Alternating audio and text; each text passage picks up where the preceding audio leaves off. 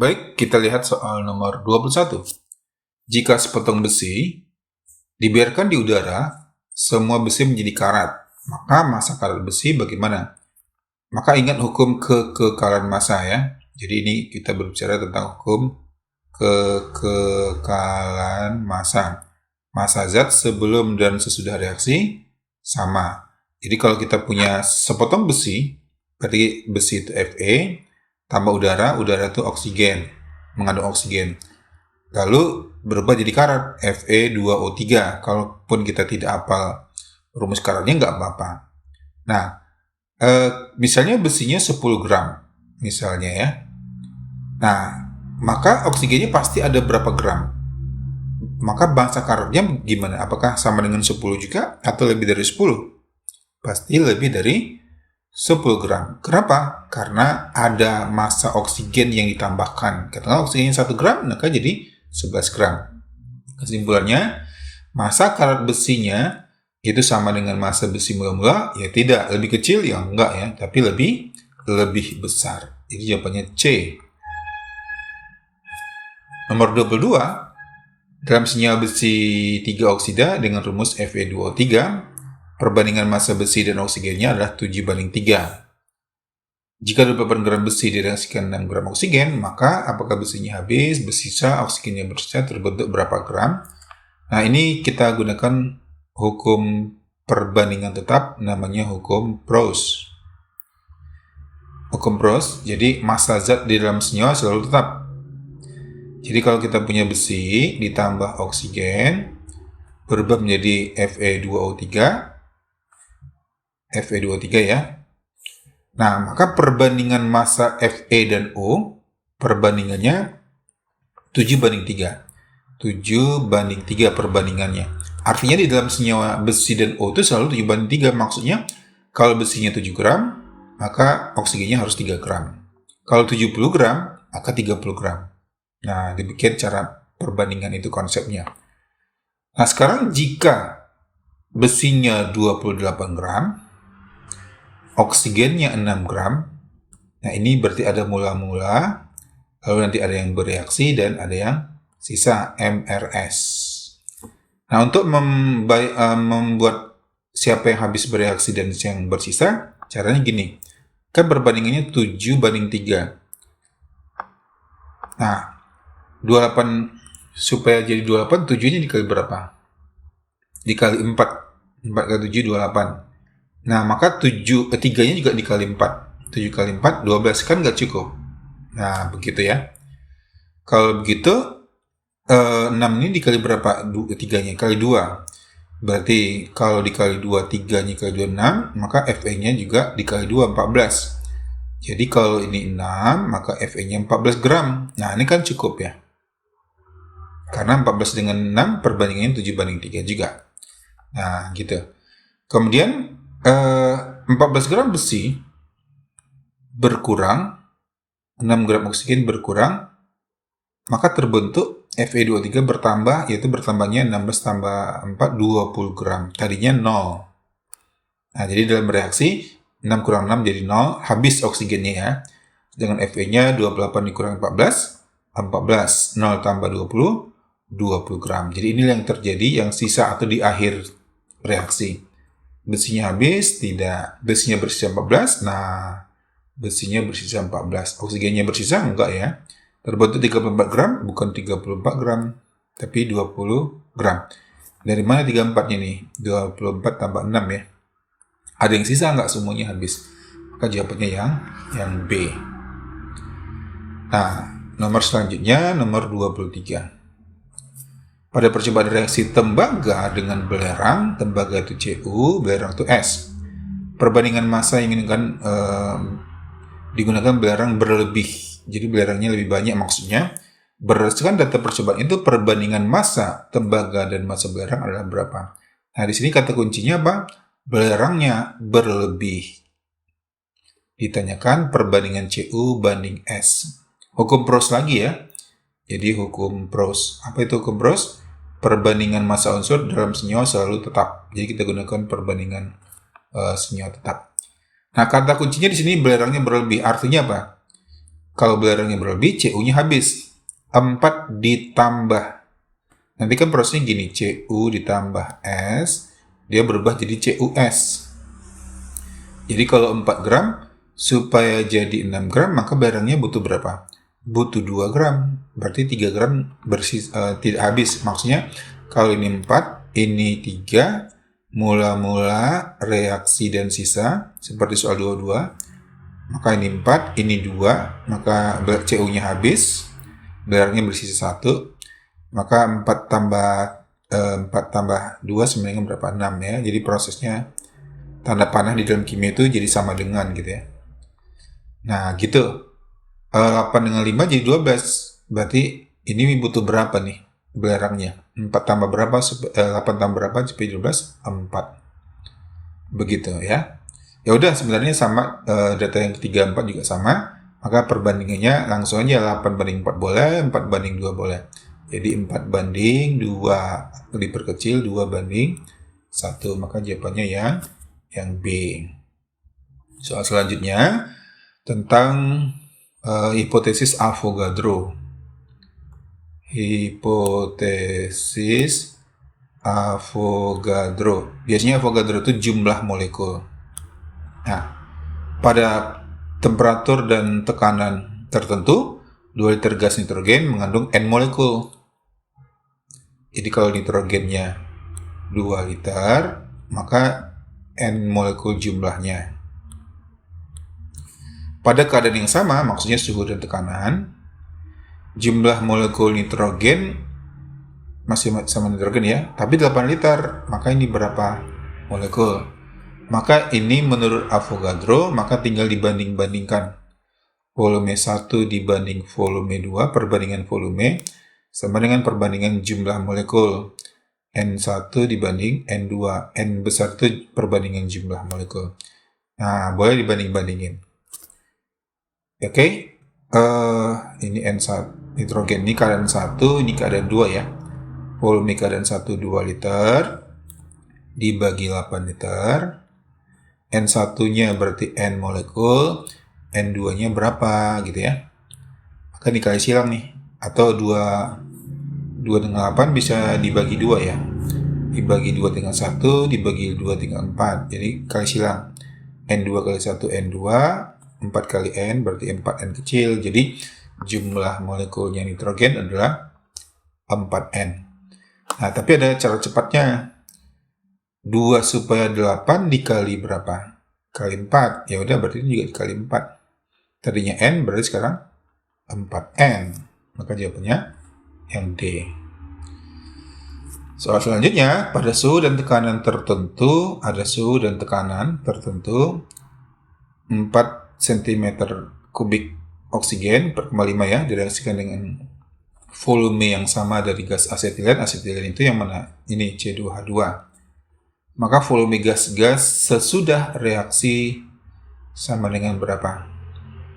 Jadi kalau kita tulis reaksinya 2C2H2 ditambah 5O2, 4CO2 dan H2O. Dikatakan soal, oksigennya 4,5 cm kubik satuannya, direaksikan dengan volume yang sama dengan gas asetilen. Berarti sama-sama 4,5. Maka berapakah volume sesudah reaksi? Jadi di sini ada mula-mula, ada reaksi dan ada yang sisa. Nah, ini konsepnya sama lagi dengan perbandingan volume. Volume itu sama dengan koefisien. Nah, perbandingan 2 banding 4,5. Kalau C2H2-nya 2, maka oksigennya 5. Kalau C2-nya 4,5, maka ini 5/2-nya. Artinya nggak cukup lah ya. Berarti yang habis bereaksi itu adalah si oksigen. Berarti ini 4,5. Untuk mencari yang lain, kita gunakan perbandingan koefisien. Untuk mencari CO2 gimana? Untuk mencari volume CO2, perbandingan koefisien berarti 4/5 kali 4,5 dari volumenya. 45 bagi 5, 7 kali 5, 9 ya. 9 berarti ini 0,9. Berarti 9 kali 4, 3,6. Maka CO2-nya 3,6. Tapi H2O-nya 2 koefisiennya ya. Nah, untuk mencari volume H2O, koefisiennya 2 dibagi 5. 2 per 5 dikali 4,5. Tadi kan 0,9. 9 kali 2, 18. Jadi 1,8. Nah, dengan C2H2-nya 2 per 5 lagi ya, berarti C2H2 berarti 1,8 juga, mirip dengan H2O cara penghitungan. Nah, maka volume gas-gas sesudah reaksi. Ketika sesudah reaksi, maka nanti volumenya akan dikurangi yang di kiri, kalau di kanan ditambahkan. Memangnya tambahkan dengan apa? Awalnya 0 gitu. Nah, gitu ya. 4,5 dikurangi 4,5 habis. 0 tambah 3,6, 3,6. 0 tambah 1,8, 1,8. 4,5 dikurangi 1,8, 2,7. Maka volume gas-gas sesudah itu berarti S. Tambahkan 2,7, 3,6, dan 1,8.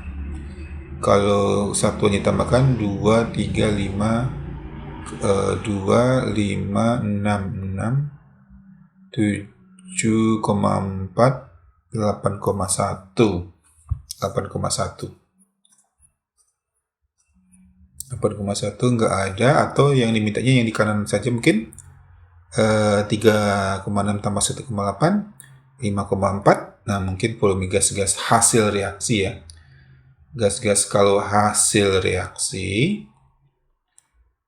maka jawabannya yang 5,4. Sepertinya ini mintanya hasil reaksi. Jadi jawabannya A.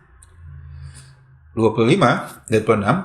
Pada pembakaran sempurna 100 ml suatu hidrokarbon. Hidrokarbonnya kita nggak tahu, CHY. Diperlukan 350 oksigen. Dihasilkan 200 karbon dioksida. Pada pembakaran seperti berikut ya. Belum setara, maka rumus hidrokarbonnya apa? Jadi kalau kita punya CXHY ditambah oksigen menghasilkan CO2 dan H2O belum setara. Nah, di situ ada volume. Hidrokarbonnya berapa? 100. Diperlukan 350 oksigen. Kemudian 200 CO2. Nah, coba ini dibandingkan dulu. Berarti ini kalau dibagi 10, perbandingannya berapa?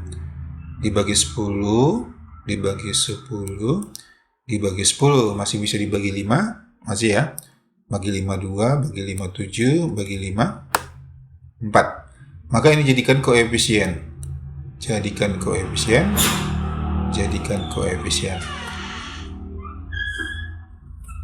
2, 7, 4. Nah, maka lihat jumlah C di kiri dan di kanan, lihat H di kiri dan di kanan, lihat O di kiri dan di kanan. Di kiri C-nya ada berapa? Indeksnya dikalikan ke koefisiennya. Indeksnya X, koefisiennya 2. 2X, tanda panah itu di kimia jadi sama dengan di matematika. Indeks C di sini 1 kan? Kali koefisiennya 4 berarti 4. Dari situ kita dapat X. X-nya berapa? X-nya 2, maka di sini kan C2 ya. Nah, untuk mencari H di sini belum ada koefisien karena volumenya belum ada. Nah, lihat oksigennya dulu. Oksigennya berapa di kiri? Indeksnya 2, koefisiennya 7. 7 kali 2, 14. Tanda panah jadi sama dengan oksigennya di sini berapa indeksnya? 2 kali koefisiennya 8 tambah berapa? 14 sama dengan 8 tambah berapa seharusnya? 6 ya.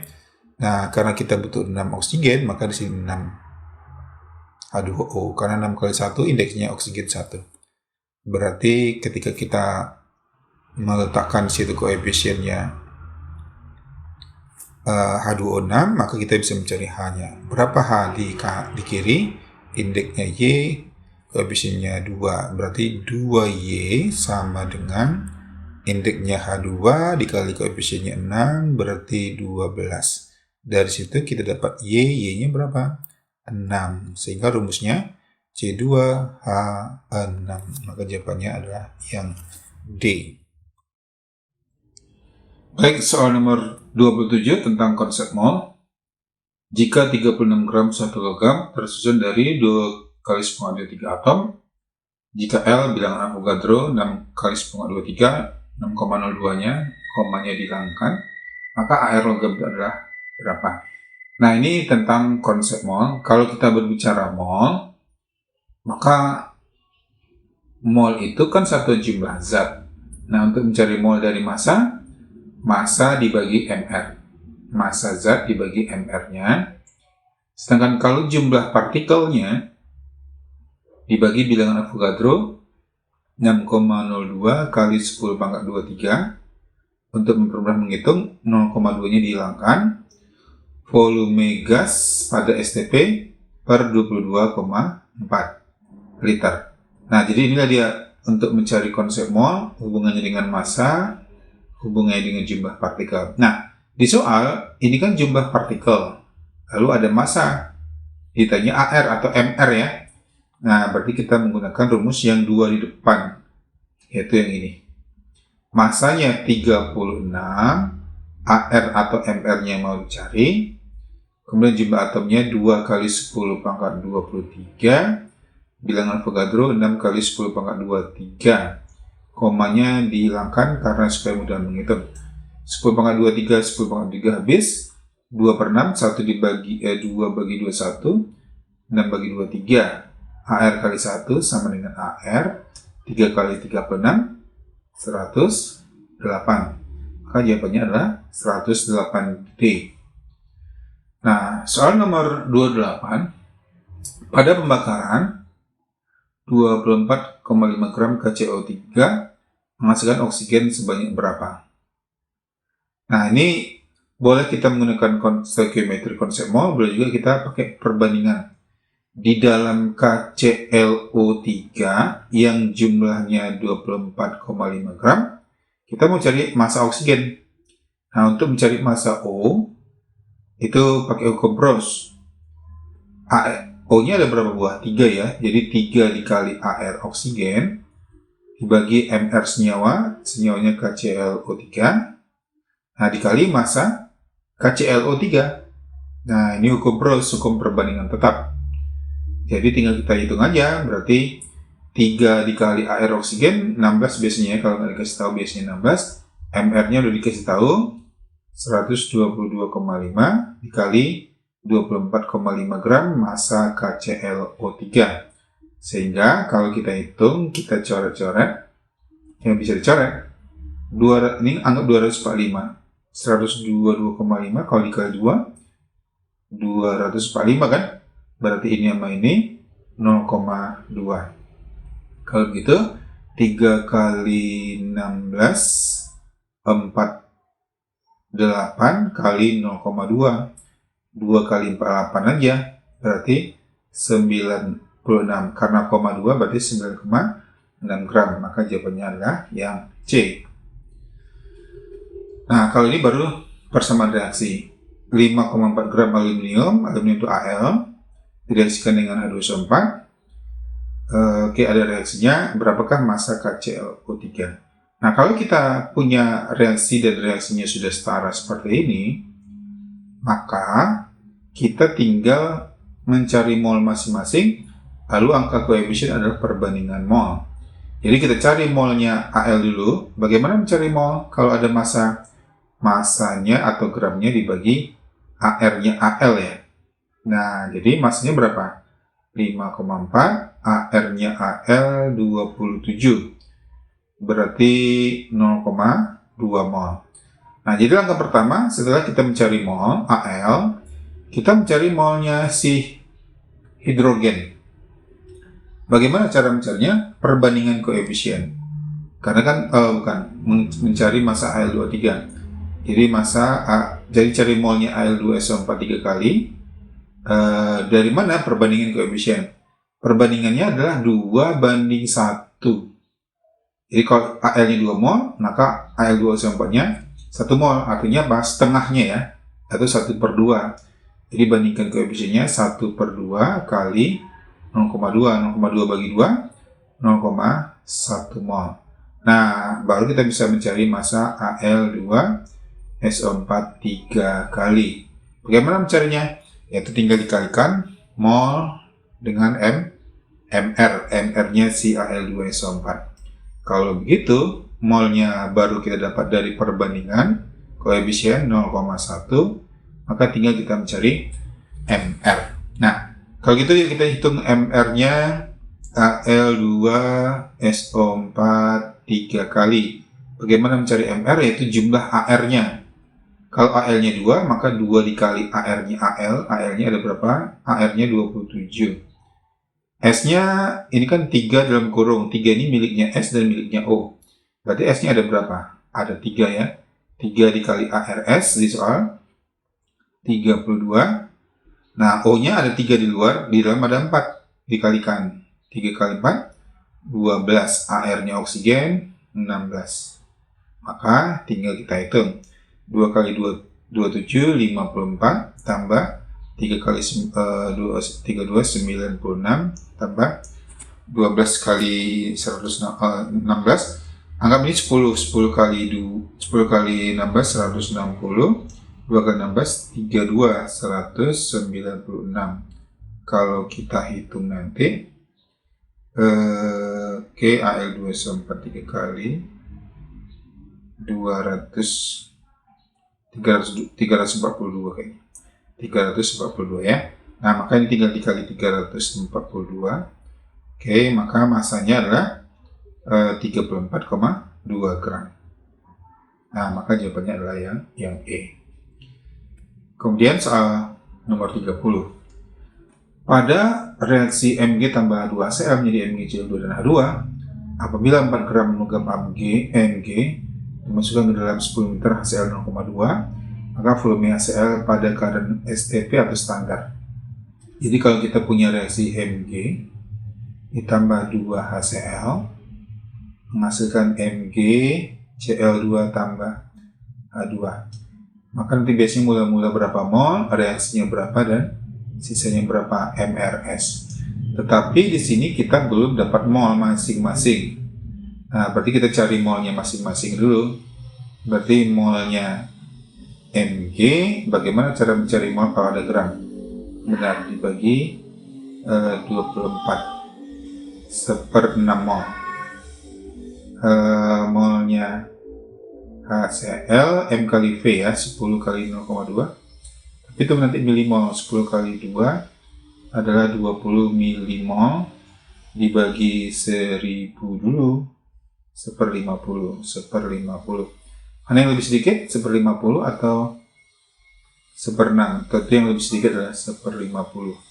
Ini 1/50, ini kan 1/2, berarti setengahnya, berarti 1/100. Tapi yang dimintakan H2 aja ya. Nah, maka ini 1/50 mol. Nah, volume H2 mol dikali 22,4 berarti 1/50 dikali 22,4. Maka hasilnya sama dengan berapa itu? 200 dibagi 5 sekitar 4 ya. Nah, berarti 0,448 liter.